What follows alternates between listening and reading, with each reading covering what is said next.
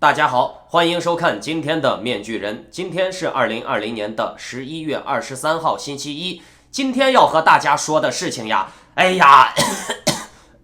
我这几天生病了，咳嗽得很厉害呀，难受死我了，应该是感冒吧。你们看我这几天总是停更，主要是因为生病了。昨天我是病得太严重了，咳得我都不能说话了，一说话就咳。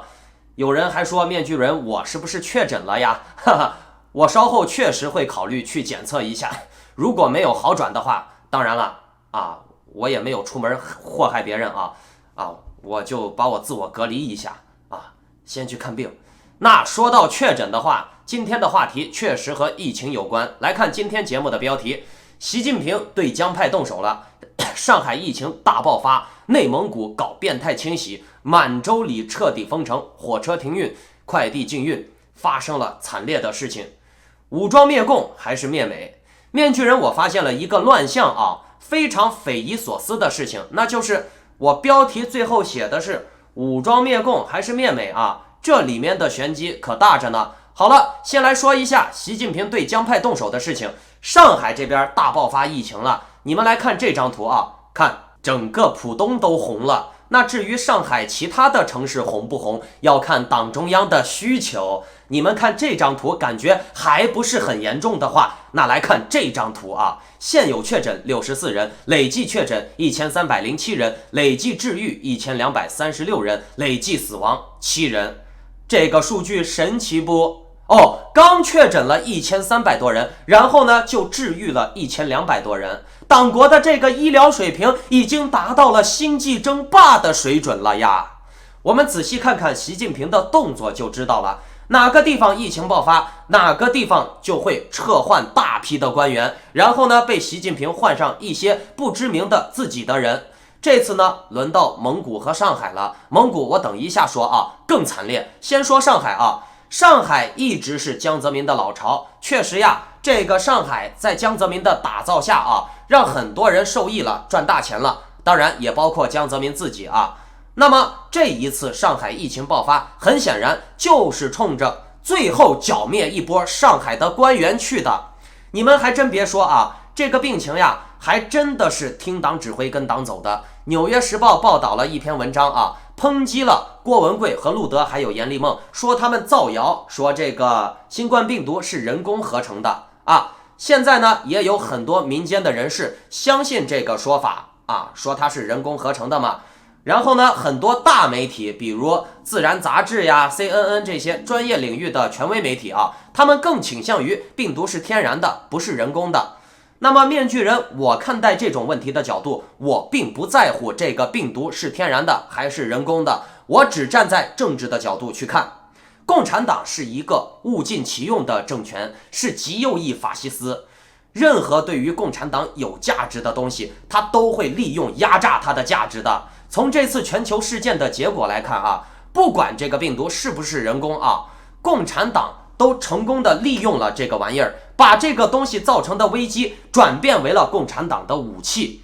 那这一次全球危机，显然呢全世界都受损了，只有共产党是获益的，步步为营，对不对？全球经济下滑，唯独中共这种剥削政权，它是不怕下滑的对内呢刚好借着疫情可以搞这种官员撤换大清洗，并且呢以疫情为由压榨老百姓的劳动力。遇到灾难了以后呢，反正就是老百姓再苦一点呗，把所有问题让百姓看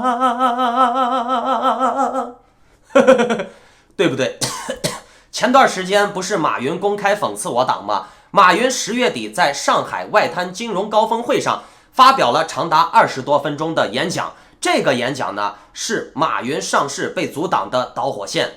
在会上呢，马云说中国不会发生系统性的金融风险，因为中国就没有系统。结果呢，马云的这个论调等于打脸了以国家副主席王岐山为首的金融帮，因此呢震怒了共产党高层。马云的上市计划呢就被叫停了，然后呢还要做报告检讨自己。那究竟是谁给马云这样的底气，让马云敢叫嚣红二代以及他的走狗王岐山呢？马云是上海帮一手扶持起来的，大家应该都知道嘛。因为蚂蚁的创办人马云的影响力太大，并且呢，蚂蚁内部呢还潜藏着反习的股东。这些股东是谁啊？你听我接下来给你说嘛。这些人呀，可都是挑战到了习核心的权威啊。马云，是江派一手扶持起来的。我刚才说了，与中共前总书记江泽民的孙子江志成交情非常深。而且呢，江志成也是蚂蚁的原始股东之一的博裕资本背后的管理人，其他股东还包括复兴系创办人郭广昌、巨人集团的史玉柱以及通海控股的卢志强等亲江派的企业人士。马云实际控制的蚂蚁集团原本定于11月5日在上海、香港挂牌上市，计划集资约为344亿美元。IPO 规模为全球第一，但就在上市前夕突然被叫停。据《华尔街日报》报道，了解内情的中共官员透露，蚂蚁集团暂停上市是习近平的亲自批示。那上海现在到底是个什么情况？包括这个疫情呀，什么情况说不清楚，只有上海人知道哦。但是每次出事儿都被习近平红二代集团巧妙地利用了各种危机。上海浦东机场货运区刚刚发布通知，显示上海基本上沦陷了。工作人员接到通知的原文是：紧急通知，自从11月25日8点起，上海浦东国际机场相关货运区域，包括监管，凭核酸检测报告和绿码入场，请通知客户和相关的提货人员。上海那边呢，面具人，我再给你们说个事情啊，蛋壳公寓也出事了啊，这我在下一个节目再讲，一会儿就出啊。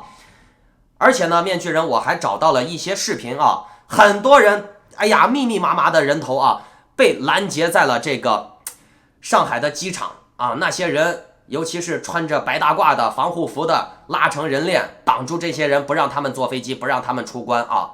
面具人给你们说啊，这个中共内部的博弈那可精彩得很呢，不亚于各种美剧。这2年呢，香港也一直是中南海高层博弈的风暴中心。江泽民集团不断的利用香港游行，支持香港游行，甚至有人专门给香港人发钱让他们去游行。曾庆红曾经在一次会议上公开称啊，香港越乱越好办。可是呢，香港走到今天，你们也看到了，面具人在这里啊，要想提醒大家一句话：万事万物都在变化，为什么华人永远在任何国家的社会都是混底层呢？因为咱们华人眼里面的世界是不会变的，是静态的，所以呢，咱们很难进步。因为外界都在变化，咱们认为它没有变化，咱们就固步自封，懂了吗？所谓的以不变应万变嘛。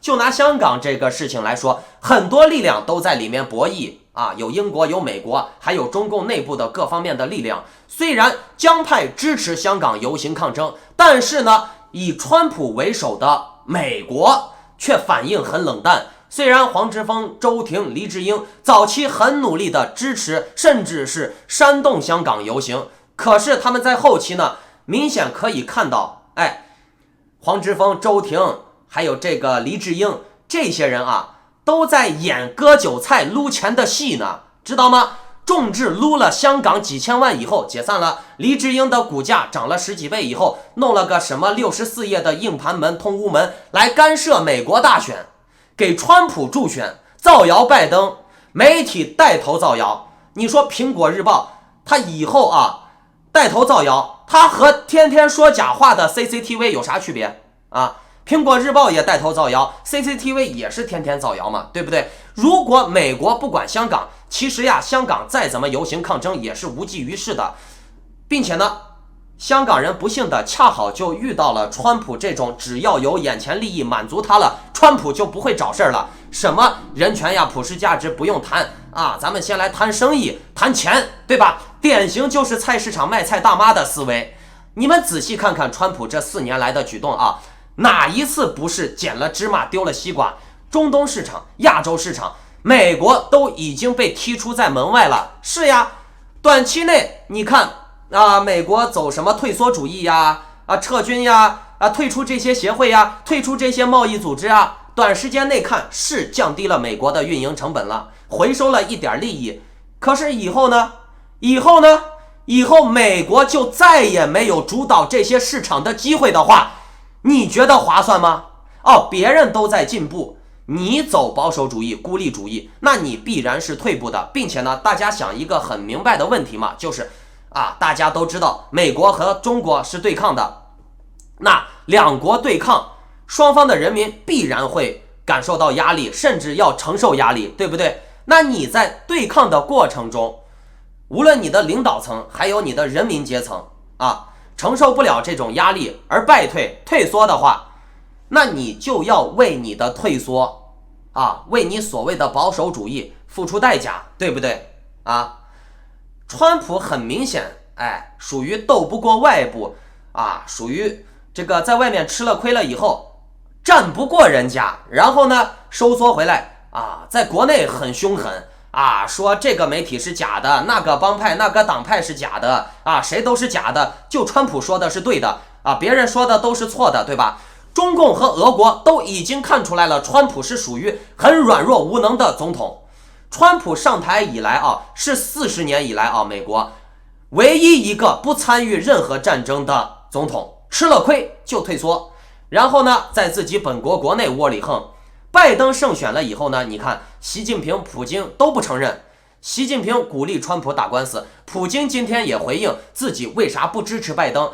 普京补充说，他采取了观望的态度，想等待美国大选尘埃落定，而事实上美国大选已经尘埃落定了呀，对不对？普京解释说，这并非是出于我们喜欢或不喜欢某个人，说的是川普和拜登嘛，我们只是在等待这场内部政治对抗的结束。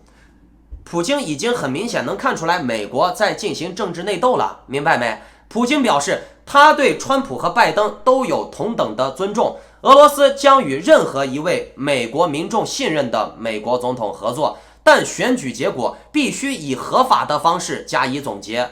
普京这话和习近平说的选举结果要看美国最后的法律结果再确定，说的是一模一样的。面具人，我有时候就在想，普京和习近平是不是提前通好气儿了这个话术都是差不多一样的。那么问题就来了，既然川普灭共，那习近平是不是吃多了傻逼了你灭共，习近平还要帮川普助选，对不对川普灭共了，习近平还要帮川普，那习近平是不是傻逼吗？还要支持川普打官司夺回权位，夺回王位而且习近平还在大选前1个月买了大量的川普的农产品，这世界上有这么傻逼的人吗？你告诉我。金正恩也发文了，说拜登应该被乱棒打死美国呢，我跟你们说你不要听什么这些民主大师霍霍你们，等一会儿我再给你们揭开他们的嘴脸美国是全球化最大的受益者，你们知道吗？没有全球化，美国屁都不是。美国把低端产能放在贫穷国家，解决了一部分当地的就业问题的同时，美国又收割廉价劳动力，对吧？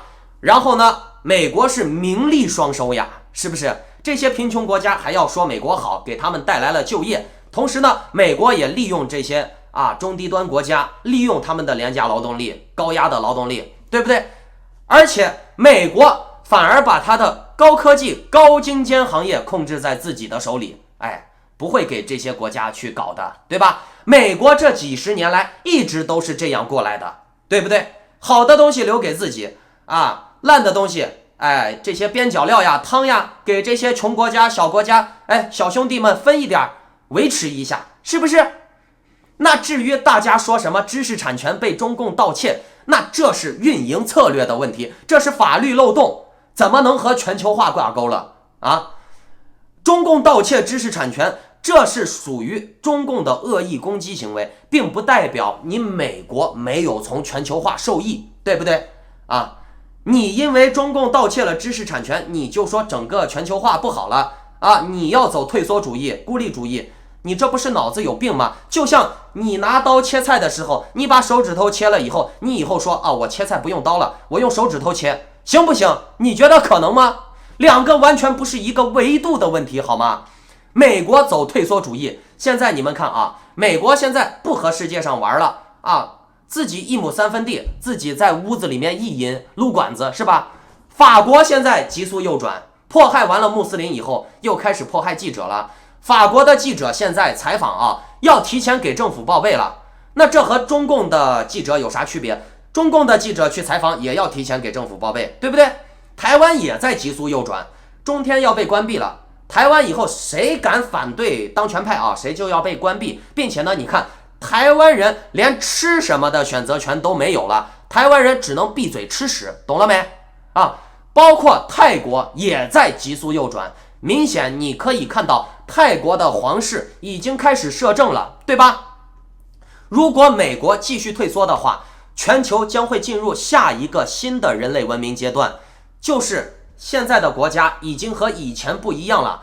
冷兵器时代，政府和百姓的战斗力差距不是很大的话，大家都是舞刀弄剑的嘛，你有长剑，我有菜刀，战斗力都差不多，老百姓想要推翻政府随时都可以推翻。现在呢，哪个国家的政府没有长枪大炮飞机的啊？你他妈的，你拿菜刀给我砍一下坦克试试。你别说美国人民有枪了，你有枪咋了嘛？人家政府有火箭炮，有飞机，有坦克，你有枪有屁用？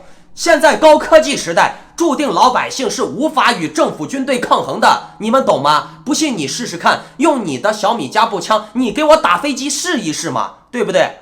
政府只要想，只要人性堕落了，大家这些当权者认为老百姓就应该当奴才当韭菜，就应该拿鞭子抽的话，就应该压榨老百姓的话，我生来就是当权派，我生来就是统治者，我为啥不能剥削老百姓？如果当权派有这种想法的话，那人类社会就一定会走向奴隶制的。而以后的奴隶制就是高科技奴隶制，从小就用大数据给你们洗脑啊，用这些智能算法来调教这些人民，把他们变为极端化的韭菜。你们的思想，你们的下一步的行为都是根据大数据的演算法来预测来进行的。可以说，你从你有大脑有意识以来，你的任何行为都是被引导的。以后的人生下来还是不是具有他自己的自我人格了，这都要打一个问号，懂了吗？而且再配合政府的绝对的武力优势，就可以保证这个独裁集权千秋万代，懂了吗？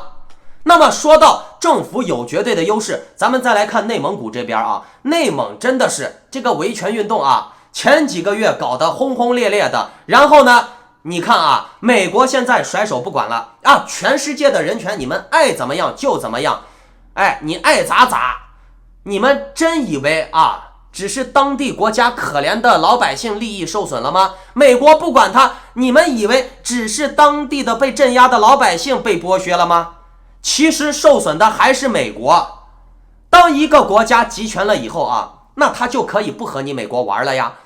反正我管辖我国家这么多的人啊，我这些统治者随便从人民身上剥削一点，我都可以花几辈子花不完了，对吧？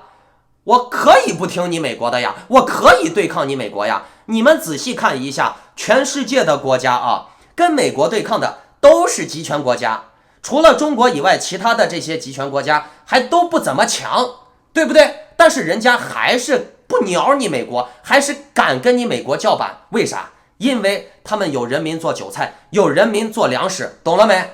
就连一个小小的朝鲜都敢和美国叫板了，知道吗？朝鲜都在研究超远程导弹打美国呢，知道不？还别说别的国家了，是不是？美国如果放弃对人权的维护，导致了你看啊，内蒙现在没人关心了，香港也没人关心了，台湾基本上也没人关心了。台湾如果说急速右转的话，其实再往下那就是统治者的游戏了，对吧？老百姓只是赌桌上的筹码啊，老百姓连人都不算，就是这些独裁者集权者在赌桌上大家扔筹码，知道不？而美国那个时候又能有多少筹码呢？是不是？美国可不能把自己的老百姓当筹码扔啊。但是呢，香港现在可以，泰国可以，俄罗斯可以，朝鲜可以啊，古巴可以，伊朗可以，伊拉克我看马上也可以了，台湾我看马上也可以了，对不对？习近平这次呢，又利用了疫情这个危机啊，在内蒙搞起了非常猛烈的肃杀气氛。11月27日16时，内蒙古自治区报告新增本土新冠肺炎确诊病例2例，均为呼伦贝尔、满洲里市确诊病例。目前呢，针对此2人密切接触者的流行病学调查以及筛查排查工作已经展开，有关情况将在自治区卫生健康委员门户网站及时通报。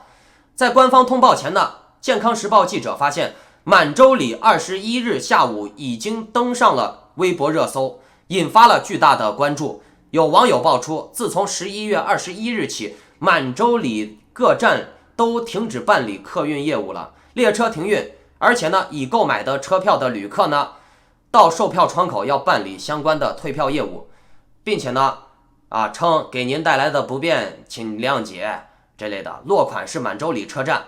健康时报记者致电满洲里12306电话客服嘛，工作人员告诉记者目前没有收到列车有任何变化的通知，也就是说现在还是属于停运状态。随后呢，健康时报的记者致电满洲里疫情防控指挥部，工作人员介绍目前呢，火车客车已经停运，不能进出，满洲里已经进行了封城管控。看封城管控不亚于当时的武汉那个级别武汉也是封城嘛。内蒙古现在封城了，就代表不能进不能出，看明白了吗？而且呢，内蒙现在还有一个什么问题那就是前段时间不是因为反语言教材嘛内蒙古这些老百姓找政府的事儿嘛，是吧？但是现在呢，你看一旦疫情开始，网络平台就会开启维稳模式，一切的信息网络都可以给你屏蔽筛选掉，甚至呢，有些地方直接给你放屏蔽信号的那种信号车。面具人我见过那种车只要车往那里一开周围1公里多都是没有信号的，你手机走过去就没信号了，上不了网了，也打不了电话了。内蒙古面临这种情况现在才开始真正的关门打狗呢，里面的惨状没人可以知道了，因为不准进出了，懂了吗？而且呢，在这种关门打狗的没人知道的，你发不出声音，你看不到里面是什么情况的这种状态下共产党真的是想怎么做就怎么做。可怜了这些老百姓叫天天不应，叫地地不灵。现在大家全都在关注美国大选呢，都在为美国大选什么内战老百姓上街推翻选举结果拿起武器冲这种话题探讨的不亦乐乎了面具人我都不知道你们这么操心美国干啥？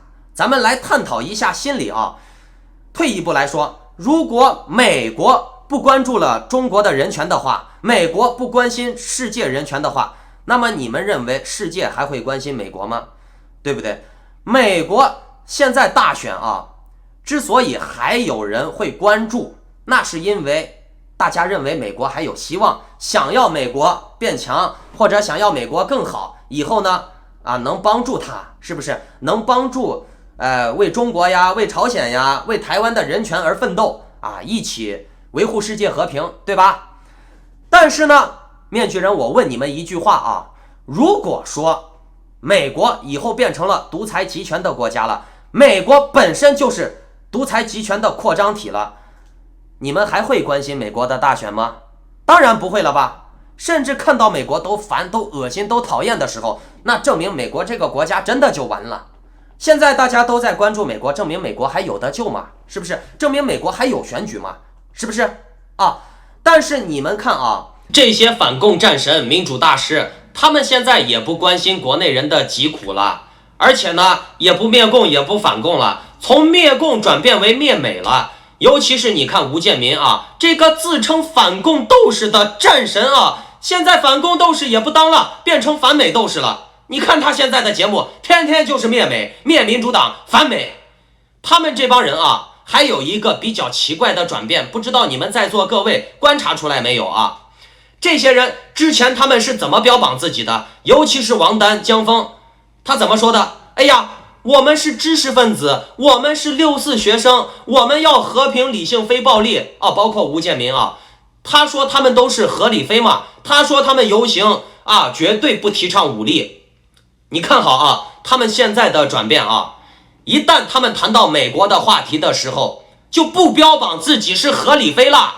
这些人号召什么死东季吴建民江峰王丹现在都说什么美国人民有枪拿起你们的武器上街推翻政府江峰更牛逼，直接把美国的3亿9千万人代表了，说美国人有3亿9千万支枪，可以掀翻政府。反正别人是不是共产主义面具人我不知道，但是江峰肯定是共产主义，他把别人的思想都代表了，共产了别人的大脑了呀，对吧？面具人我就奇了怪了，这些民主大师、民主战神怎么一夜之间也不反共了，民主也不讲了，统一战线的开始要灭美国民主党了，要灭美国了啊！说什么美国政府对不起人民了，美国人民就可以拿枪来掀翻政府了，闹革命了。美国的民主都200多年了，不都是一直2党轮替的来的吗？怎么到中国人嘴里面就必须是共和党执政了，就必须要一党制了？哎，不对，光共和党还不行，必须是以川普家族为首的共和党来执政的美国才叫美国呢，对不对？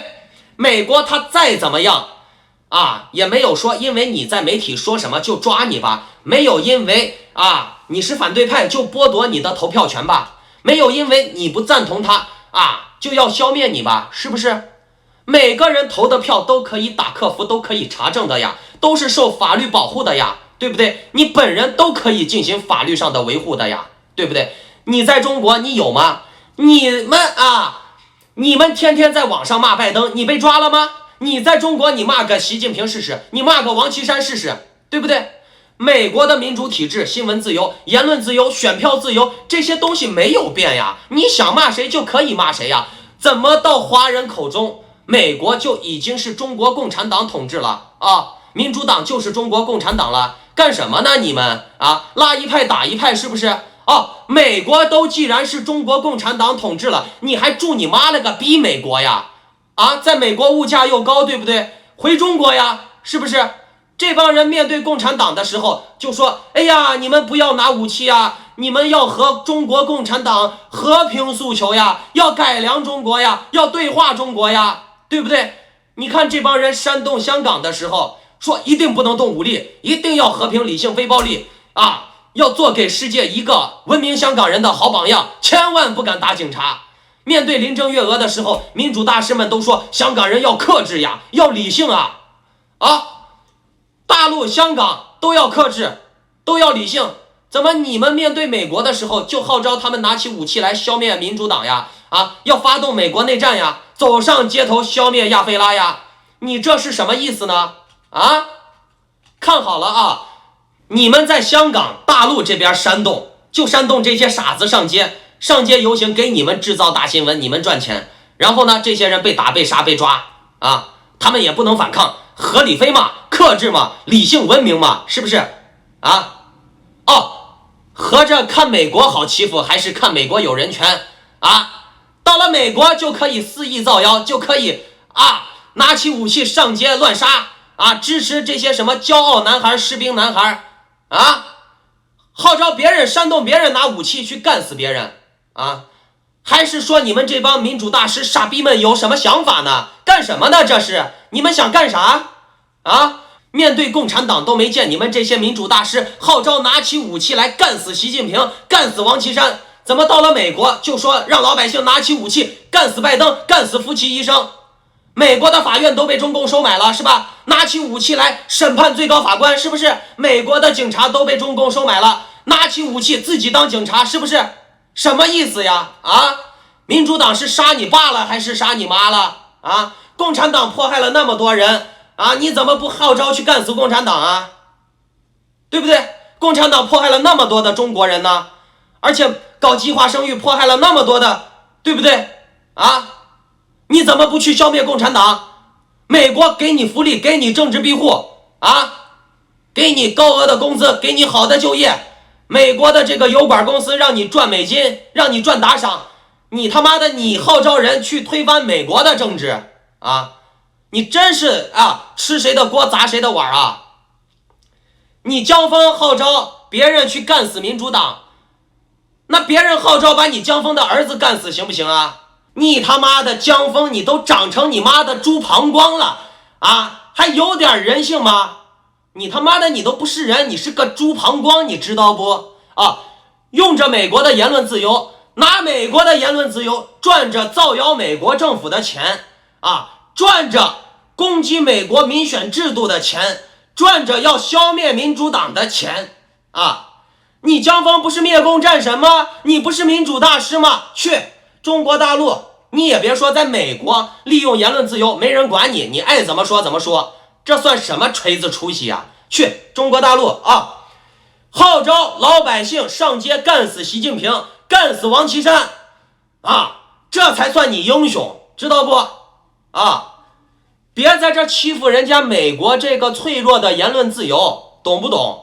你他妈的猪杂碎膀胱，你他妈的什么玩意儿啊？什么意思啊？啊，你们这些民主大师哪来这么大动力啊？要号召去消灭美国啊，消灭民主党，你们想干什么呢？哪来这么大的动力？告诉我，观众朋友们，你们还没看明白吗？